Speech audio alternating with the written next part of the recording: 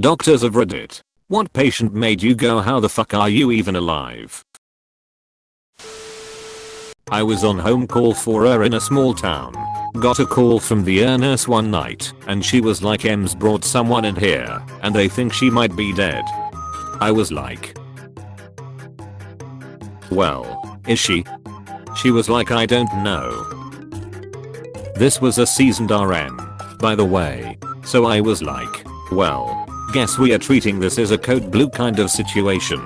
So without any further information, I jump into my car and rush over to the hospital. Once I got there, I realized why the triage nurse was so confused. In the trauma bay lay what appeared to be skeletonized remains under a blanket. The person felt warm to touch. So I opened their eye, and a yellow, wrinkled, shrunken eyeball stared at me and then suddenly moved. Potassium of 1. For those familiar with lab values, the backstory was extreme self-neglect / depression combined with carriage over neglect. Weighed in at 67 pounds at a height of about 5 feet 5. We actually resuscitated her, very aggressively, and unbelievably, after about 8 liters of fluid, she started speaking a word or two at a time and recognized her daughter. For those like me who are curious, potassium levels of 3.6 to 5. 2 is normal. Anything less than 2. 5 is life-threatening. Seems like a relatively wide range for normal, but it doesn't take much to get into deadly territory. That's kind of scary. I'm going to go eat a banana. I had to have 4 bags of potassium pumped into my veins once in Resus. Was the most painful thing I can remember. They tied my hands down to stop me pulling the 4th tubes out. They also kept trying to get me to drink it. It's gross. A couple pictures of me before and after brain surgeries were on the front page around this time last year. The mortality rate for acute sideral hematomas is 50-90% of those who live. Approximately 20-30% regain any brain functioning. Due to the sideral hematoma, the bleeding in my skull was so severe that I also had cranial herniation. My brain tilted 5 millimeters, causing my brainstem to compress into my spinal cord. That I not only lived, but woke up and recovered well enough to go back to work / get married / travel the world / return to baseline physically is a straight up medical miracle. I'm still in touch with the neurosurgeon who was on call at the hospital that day, and he says the same thing. Wow. I went back through your posts and I'm all choked up. That's amazing. I'm sorry you had to endure something so horrible, but so thankful you could overcome it.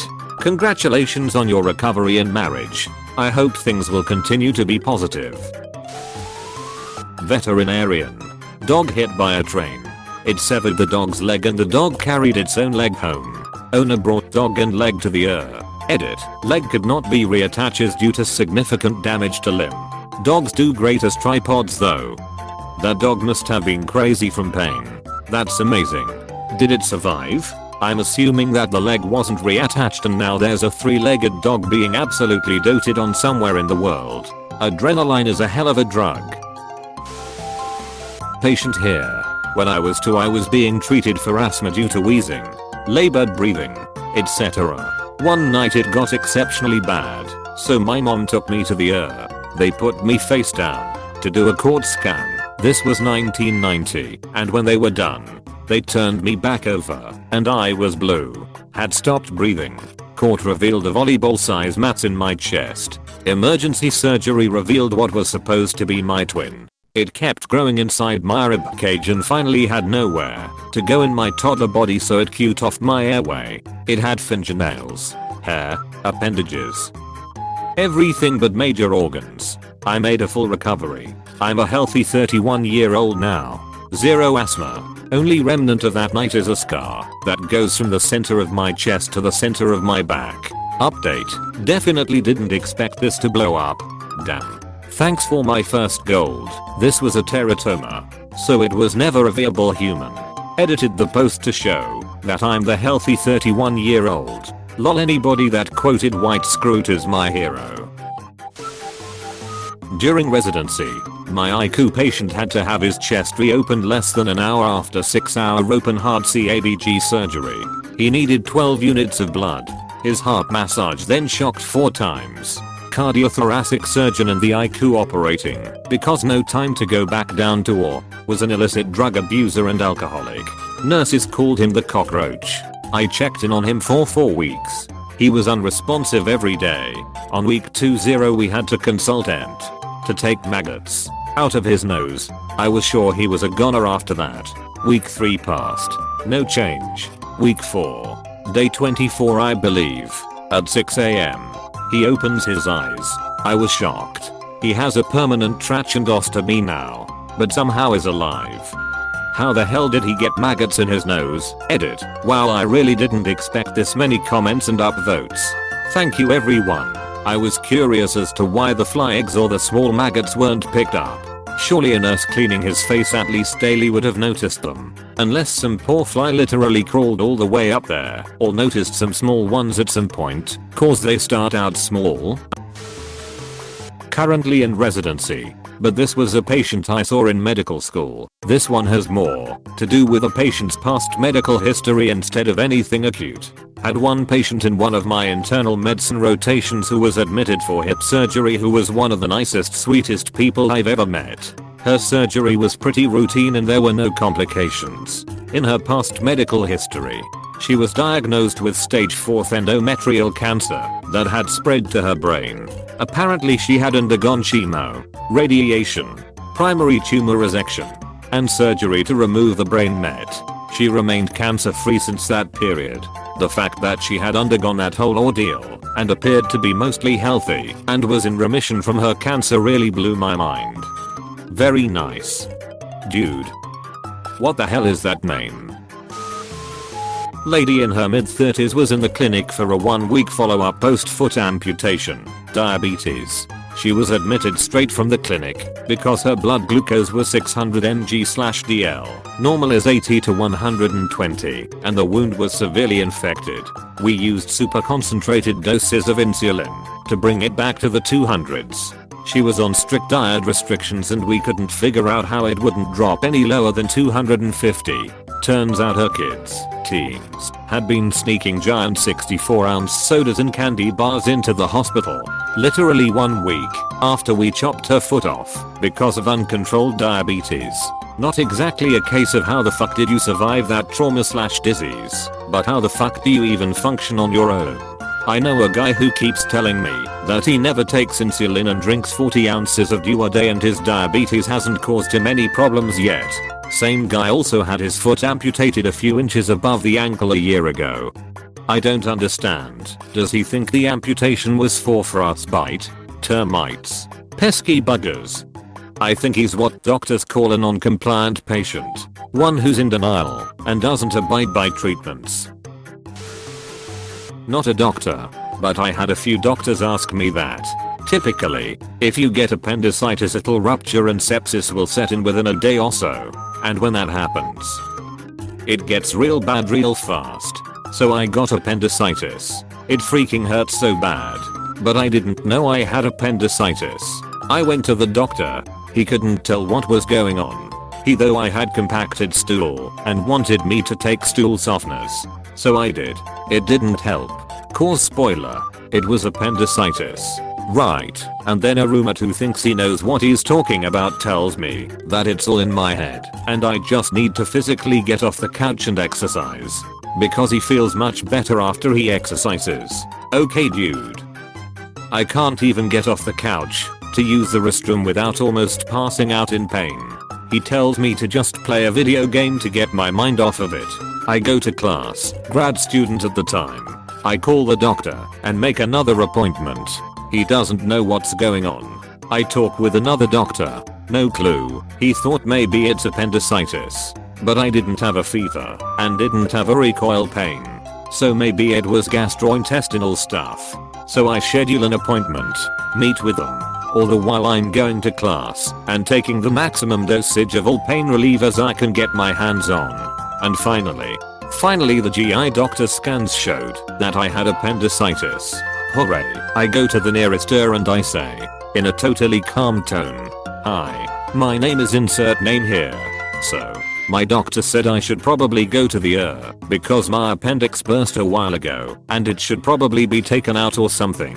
Turns out, my appendix burst and I held onto it for 3.5 weeks. I had a dozen doctors come in and some of them even started by saying, "Hello, my name is Dr. such and such. And I heard that you're the guy who has had a burst appendix for nearly a month and you're still alive. I'm not on your case, but I just wanted to meet you. How the hell are you still alive? How the hell did you drive yourself here and just waltz into our I got that alien bioengineering upgrade where the abdomen moves around and wall seals off the burst appendix so it doesn't leak everywhere. Edit. After my primary care physician learned I had appendicitis and he didn't diagnose it. He retired within a month. It was probably coincidental." A guy I took care of during my residency. Fucking cyborg. I was the chief on trauma. Got a page about a patient en route with a stab wound to the chest. When the patient rolled into the trauma bay, he had no pulse.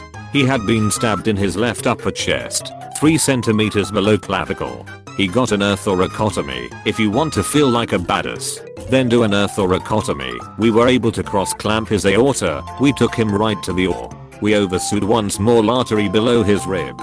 Then transported him to the ICU still intubated. 8 hours later he was extubated and wanting breakfast. Seriously, dude? He was dead 10 hours before. He was also a complete asshole. No wonder someone stabbed him. Nurse turns to the doctor. "Can we unsave this one? Where's the save button?" The neck. Gotta give it a good twist though. I work in trauma and once had a guy fall off a roof. He said he remembered hitting the bars on the scaffolding on the way down. We originally thought he'd fractured his femur, but nope, just a small hematoma. He was in bed next to a man who had broken his ribs and had a small C-spine fracture when he fell forward picking up his keys.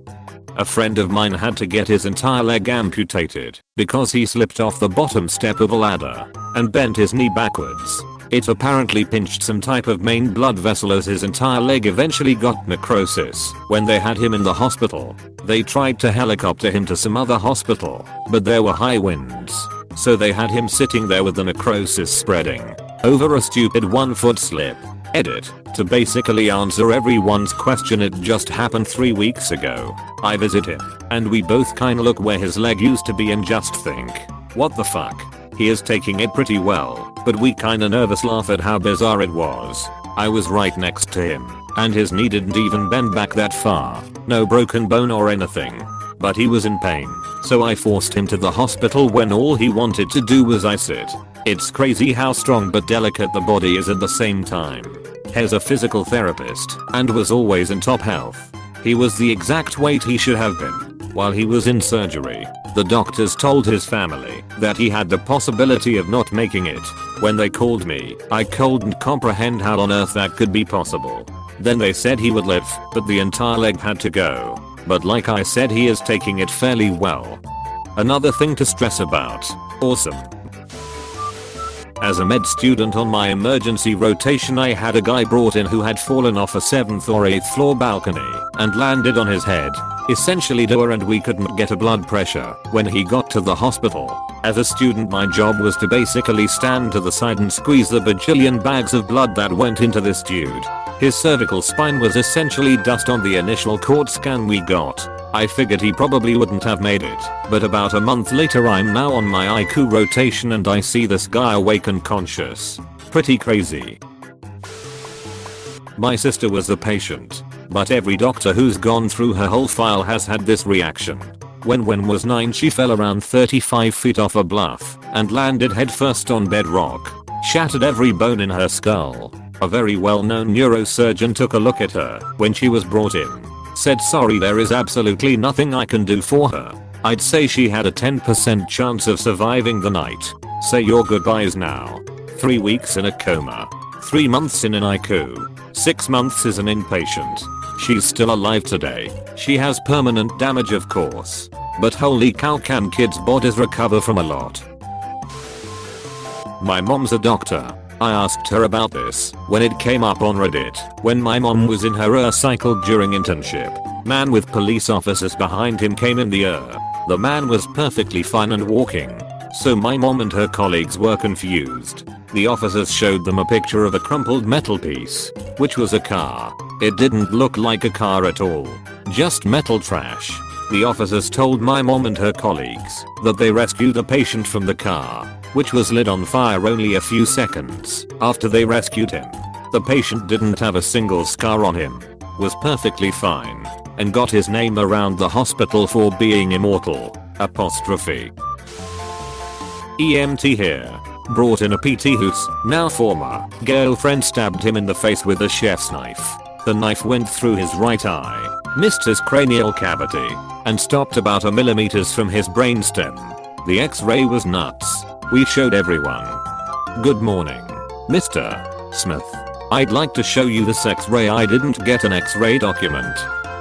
I know, but look at this. It's fucking nuts. Guy got stabbed in the face and lived.